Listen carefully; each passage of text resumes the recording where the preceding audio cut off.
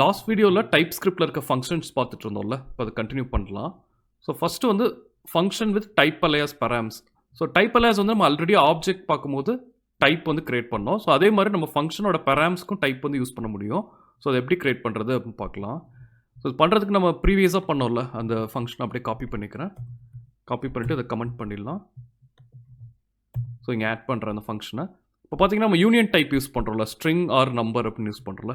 இப்போ இதுக்கு வந்து நம்ம டைப்பலியாஸ் வந்து கிரியேட் பண்ணலாம். ஸோ நான் டைப் அப்படின்னு கொடுக்குறேன். நம்ம எப்போ டைப்பலியாஸ் வந்து கேபிட்டல் லெட்டரில் தான் ஸ்டார்ட் பண்ணுவோம். ஸோ ஸ்ட்ரிங் ஆர் அப்படின்னு ஒரு டைப்பலியாஸ் வந்து கிரியேட் பண்ணுறேன். கிரியேட் பண்ணிவிட்டு இங்கே ஸ்ட்ரிங் ஆர் நம்பர் இருக்குல்ல, இந்த யூனியன் டைப்பை அப்படியே காப்பி பண்ணிக்கலாம். ஸோ இது அந்த யூனியன் டைப் தான் வந்து நம்ம இப்போ டைப்பலியாஸ் வந்து கிரியேட் பண்ணியிருக்கோம். ஸோ இங்கே வந்து நான் இப்போ இதை பாஸ் பண்ணிடுறேன்.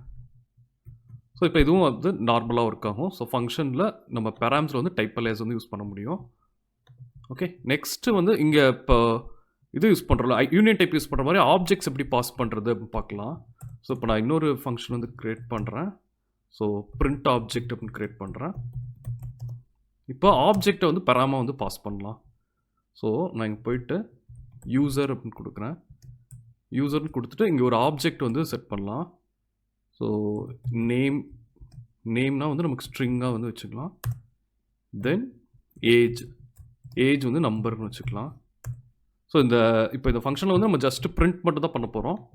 ஸோ எதுவும் ரிட்டர்ன் டைப் தேவையில்லை, உள்ள கன்சோல் லாக் மட்டும் தான் போட போகிறோம். ஸோ நான் இங்கே போயிட்டு கன்சோல் லாக் கொடுக்குறேன். ஸோ கன்சோல் லாக் வந்து நம்ம டெம்ப்ளேட் ஸ்ட்ரிங்காக யூஸ் பண்ணிக்கலாம். ஜாவாஸ்கிரிப்டில் எப்படி யூஸ் பண்ணுமோ டெம்ப்ளேட் ஸ்ட்ரிங், அதே மாதிரி தான் இங்கேயும். ஸோ டெம்ப்ளேட் ஸ்ட்ரிங்கில் நேம் இஸ், ஸோ இங்கே யூசர் டாட் நேம்னு எடுக்கணும். ஏன்னா நம்ம பெரா வந்து யூசர் தானே இருக்குது. So user dot name and age is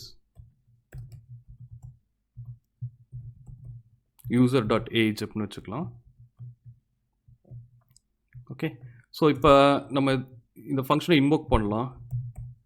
so print object அப்படின்னு கால் பண்ணுறேன். ஸோ இதுக்கு நம்ம பாஸ் பண்ணணும். நேம் வந்து டெஸ்ட் அப்படின்னு பாஸ் பண்ணுறேன். தென் ஏஜ், இந்த ஆப்ஜெக்ட் வந்து நம்ம பாஸ் பண்ணுறோம். ஏஜ் வந்து 30 அப்படின்னு கொடுத்துறேன். ஸோ இப்போ பார்த்தோன்னா நமக்கு print name is test and age is 30 அப்படின்னு வருது. ஓகே, ஸோ இப்போ நம்ம இந்த ஆப்ஜெக்ட் வந்து இங்கே பாஸ் பண்ணுறோம்ல, இதை வந்து ஒரு டைப்பாக வந்து க்ரியேட் பண்ணிக்கலாம். இப்போ டைப் நான் யூசர் கேபிட்டல் லெட்டரில் ஸ்டார்ட் பண்ணுறேன். யூசர்னு கொடுத்துக்கிறேன். இங்கே இருக்கிற வேல்யூ இதை கட் பண்ணிவிட்டு அங்கே பேஸ்ட் பண்ணிக்கலாம். ஓகே, இப்போ வந்து நம்ம யூசர் இந்த ஆப்ஜெக்டை அப்படியே இந்த டைப்பை வந்து அப்படியே பாஸ் பண்ணால் போதும். ஸோ இந்த டைப் வந்து பாஸ் பண்ணுறேன். ஸோ நமக்கு அதே பிஹேவியர் தான் இருக்கும். ஓகே, ஸோ நம்ம இப்போ டைப்பலியாஸ் வந்து யூஸ் பண்ணியிருக்கோம். பெராம்ஸில் அரே மீன்ஸ் யூனியன் டைப் எப்படி யூஸ் பண்ணுறது பார்த்தோம், அது மாதிரி இப்போ ஆப்ஜெக்ட் எப்படி பண்ணுறது பார்த்துருக்கோம். நெக்ஸ்ட்டு ரெஸ்ட் பெராம்ஸ் வந்து எப்படி ஃபங்க்ஷனில் பெராம்ஸாக யூஸ் பண்ணுறது பார்ப்போம். இந்த கான்செப்ட் பார்த்தீங்கன்னா ஆல்மோஸ்ட் நம்ம இதிலெல்லாம் பண்ணுறோம்ல, அதே மாதிரி தான் நம்ம ஜாவாஸ்கிரிப்டில் பண்ணுவோம்ல. ஸோ ஜாவாஸ்கிரிப்டில் யூஸ் பண்ணுற மாதிரி தான் இங்கேயும் யூஸ் பண்ணுவோம். ஸோ அதுக்கு இந்த ஃபங்க்ஷனை எடுத்துக்கிறேன். முதல்ல காப்பி பண்ணிவிட்டு கமெண்ட் பண்ணிக்கிறேன்.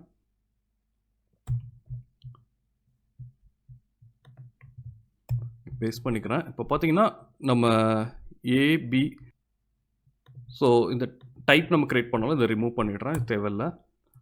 ஸோ ரெஸ்ட் பெராம்ஸ்ன்றது நம்ம ஜாவாஸ்கிரிப்ட் கான்செப்ட் தான், அங்கே பாஸ் பண்ணோம்ல அதே மாதிரி தான். நான் இங்கே வந்து நம்பர், இது ஒரு நம்பர் அரேவாக எடுத்துக்கலாம். ஸோ நம்பர் அரேவாக கொடுத்துருக்கேன்.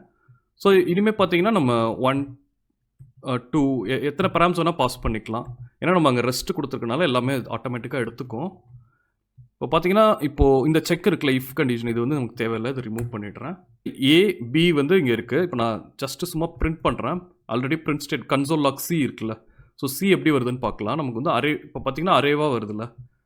ஸோ இப்போ ரிட்டர்ன் வந்து A+B தான் இருக்குது. சி வந்து நம்ம சியை ரெஸ்ட் ஆப்ரேட்டராக யூஸ் பண்ணுறதுனால நமக்கு வந்து அரேவாக தான் வேல்யூ வரும். நம்ம கன்சோல் லாகில் அரே தானே பிரிண்ட் ஆகுது. ஸோ அதை ஒரு சிங்கிள் வேல்யூவாக ரெடியூஸ் பண்ணிக்கலாம். ரெடியூஸ் பண்ணிவிட்டு நம்ம யூஸ் பண்ணலாம். ஸோ நான் இங்கே லெட் டி அப்படின்னு க்ரியேட் பண்ணுறேன். க்ரியேட் பண்ணிவிட்டு இப்போ நம்ம சி இருக்குல்ல, சியில் வந்து ரெடியூஸ் யூஸ் பண்ணலாம். ரெடியூஸ் வந்து நம்ம எப்படி ஜாவாஸ்கிரிப்டில் யூஸ் பண்ணுறோமோ அதே மாதிரி தான். ஸோ நான் வேல்யூஸ் பாஸ் பண்ணிக்கிறேன். ஸோ நம்ம இருக்க எல்லா வேல்யூஸையும் வந்து சிங்கிள் வேல்யூவாக கன்வெர்ட் பண்ண போகிறோம். இனிஷியல் வேல்யூ நான் 0 அப்படின்னு கொடுத்துக்கிறேன். ஸோ இப்போ ரெடியூஸோட ரிசல்ட் வந்து நமக்கு இதில் இருக்கும், டிக்கு போயிருக்கோம். ஸோ நான் டியை வந்து இங்கே இதுக்கு ஆட் பண்ணிக்கிறேன், இல்லை எல்லாத்தையும் சம் பண்ணிடலாம். ஸோ ஆடில் இப்போ பார்த்தீங்கன்னா நமக்கு வேல்யூ வந்து 27 அப்படின்னு வருதுல்ல. ஸோ ஃபங்க்ஷனுக்கு எப்படி ரெஸ்பராம்ஸை வந்து பாஸ் பண்ணுறது அப்படின்னு பார்த்துருக்கோம். இது நம்ம சிமிலர் டு ஜாவா ஸ்கிரிப்டில் எப்படி யூஸ் பண்ணுமோ அதே மாதிரி தான். நெக்ஸ்ட் ஃபங்க்ஷன் சிக்னேச்சர் பார்க்கலாம். ஃபங்க்ஷன் சிக்னேச்சர் அப்படின்றது நம்ம ஃபங்க்ஷன் வந்து டிக்ளேர் மட்டும் பண்ணுற மாதிரி. இப்போ பார்த்தீங்கன்னா நம்ம இந்த ப்ரீவியஸ் ஃபங்க்ஷன் இருக்குல்ல, அது எப்படி டிக்ளேர் பண்ணுறது பார்க்கலாம். ஸோ அது பண்ணுறதுக்கு முன்னாடி அதை கமெண்ட் பண்ணிடுறேன். இப்போ நம்ம ஆடை வந்து எப்படி டிக்ளேர் பண்ணுறது பார்க்கலாம். இப்போ ஆட் இருக்குல்ல, ஸோ ஆடை இப்போது ஃபஸ்ட் பராம் வந்து ஏ அப்படின்ட்டு இருக்குது. நம்ம இங்கே என்ன வேணால் நேம் கொடுத்துக்கலாம். இப்போ டிஃப்ரெண்ட்டாக வந்து இப்போ நான் எக்ஸ்ன்னு கொடுத்துக்கிறேன்.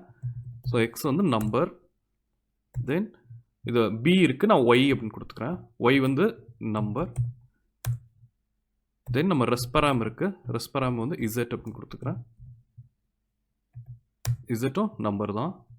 ஸோ நமக்கு இங்கே அது ரிட்டர்ன் பண்ண போகிற அந்த ஃபங்க்ஷனில் ரிட்டர்ன் ஆக போகிறது நம்பர். ஸோ நம்பர் வந்து இங்கே கொடுத்துக்கிறேன். இப்போ வந்து நம்ம இந்த ஃபங்க்ஷன் வந்து நான் இங்கே வந்து ரெஸ்பராம்ஸ் கொடுத்துட்டு அரே கொடுக்கல, ஸோ ஸ்கொயர் ப்ராக்கெட்ஸ் ஆட் பண்ணிக்கிறேன். ஸோ இப்போ நம்ம அந்த ஃபங்க்ஷன் வந்து டிக்ளேர் பண்ணியிருக்கோம். இப்போ அதை யூஸ் பண்ணுறதுக்கு நம்ம இங்கே இருக்குல்ல, ஸோ காப்பி பண்ணிக்கிறேன். காப்பி பண்ணிவிட்டு அப்படியே பேஸ்ட் பண்ணுறேன் கீழே.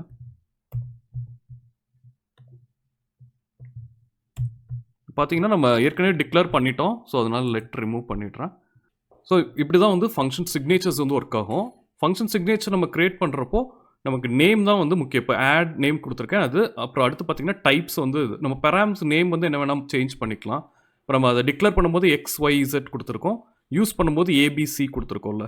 ஸோ பெராம் நேம் வந்து மேட்ரு கிடையாது, ஒன்லி நம்ம டைப்ஸும் அந்த ஃபங்க்ஷனோட நேம் வந்து கரெக்டாக இருக்கணும். அது மாதிரி ரிட்டர்ன் டைப் வந்து நம்ம நம்பர் அப்படின்னு கொடுத்துருக்கோம். சில கேசஸில் நம்ம ரிட்டர்ன் டைப் இல்லாமல் கிரியேட் பண்ணுறப்போ வந்து நம்ம இங்கே எய்தர் இப்போ நம்பர் கொடுக்குற மாதிரி வாய்டு கொடுக்கலாம். வாய்டும் வந்து ஒரு வேலிட் டைப் தான். ஸோ இன்கேஸ் நம்ம இதில் வந்து ஃபங்க்ஷனில் ரிட்டர்ன் டைப் இல்லை அப்படின்னா சிக்னேச்சரில் வந்து வாய்டு அப்படின்னு கொடுத்து கிரியேட் பண்ணலாம். ஸோ இந்த வீடியோவில் ஏதாவது டவுட்ஸ் இருந்தால் எனக்கு கமெண்ட் செக்ஷனில் ஆட் பண்ணுங்கள், நான் உங்களுக்கு கிளாரிஃபை பண்ணுறேன். தேங்க்யூ.